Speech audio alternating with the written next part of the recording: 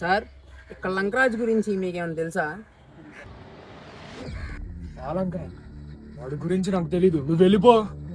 Sir మీరు చెప్తే అది నాకు ఆర్టికల్కి ఉపయోగపడుతుంది సార్, నా జాబ్ వచ్చి కొంచెం చెప్పండి సార్. బాబు నువ్వు వాడి గురించి ఎంతలా అడుగుతున్నావు కాబట్టి నీకు లంకరాజు గురించి చెప్తాను.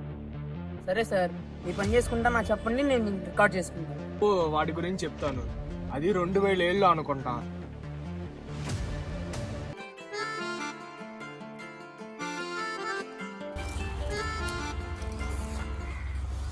మాటే రాని చిన్నదాని కళ్ళు పలికేవు.